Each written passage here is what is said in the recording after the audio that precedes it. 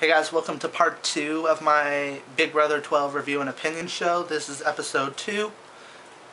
We discussed in the previous part about Annie being the saboteur, her eviction, Rachel's reign as HOH, as well as some of the suspicious characters and the way people have been acting because of her win. Now, as you guys know, Rachel and Brendan were on the outs in week 1 because of their showmans and because of different alliances being formed and all that, like the Brigade. And you already know Brittany and Monet are kind of a package deal. I mean, they wouldn't nominate each other. They are essentially allies. The only other people besides Brendan and Rachel that are on the outs really is like Andrew, who really stuck out the first week as potentially being the saboteur, and a lot of people thought he was the saboteur, but instead they were proven wrong when in the HOH episode where Rachel was in charge and all that and had to pick her nominees, Julie Chen actually decided to reveal on that episode that Annie was the saboteur, and everybody was all shocked and happy. Hayden was feeling like a king, and Enzo was like, I'm from Jersey, I can sniff her out from a mile away. I knew there was something wrong with that chick. Boom. Did I just act really flamboyant? I think I did.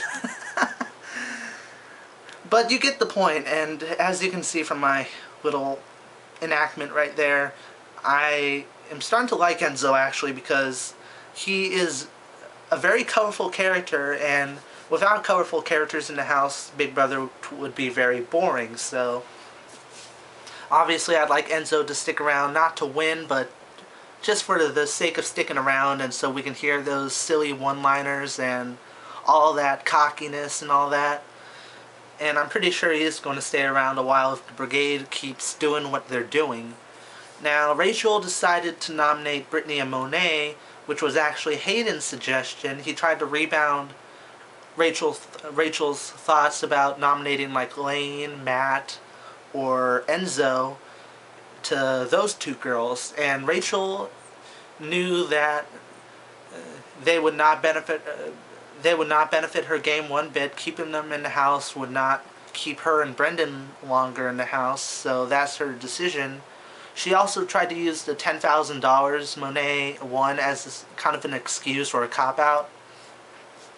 But there was definitely more to it, probably. I mean, Rachel's a very smart chick. She's a scientist, chemist, and Brittany constantly reminds Monet of that, but Monet is just like, she's a hooker. She probably has STDs flying out all over the place whenever she wears a skirt and all that, which really pissed me off because, yes, Rachel's laugh is annoying, but you don't have the right to talk about people behind their backs that are different than you, that walk different ways of life. And so what, she has like a big bust and all of that. I mean, does that give you the right to make fun of her or to insult her like that behind her back, especially when she's in power? I mean, why would you do that? I mean, they're lucky they kept it between themselves. Otherwise, somebody would have probably told Rachel, and hell would have broken loose. Who knows? So she nominates those two. Brittany is already kind of in the dumps and all that because, oh, Brittany and Monet, because they're both have-nots. And after the have-not competition in Sunday's episode, where Brittany was choking on the tape and all that, she was stuck so tight to there, she slipped down and couldn't breathe. And I really felt bad for her. I mean, she was crying, and not only after that, but also the HOH competition, it actually turned into a tear fest between her and Monet. Like, what did I do? We didn't do anything to deserve this.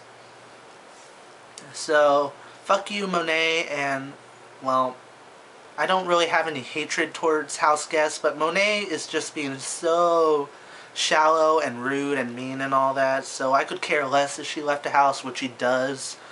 Brittany is a snob, and she does share some of the same insults and all that, but she also at least is more bearable than Monet and April from Big Brother 10, who took things way out of proportion.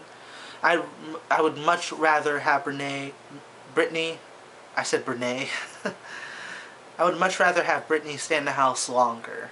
That's all I'm saying. So, the veto episode is actually really interesting because it's taking a competition that I also recall from Big Brother 10, which is they were out there in the heat, pretty much shackled, arms and head shackled, kind of like a guillotine sort of deal, and they had to use their brains and use their noggins to know when to let go of their briefcase, because when they let go of the briefcase, the timer for them stops, and the goal is to stop as close as you can to an hour without going over. Anybody who goes over is out. So the funny thing is, everybody but Brittany goes over the 1 hour mark.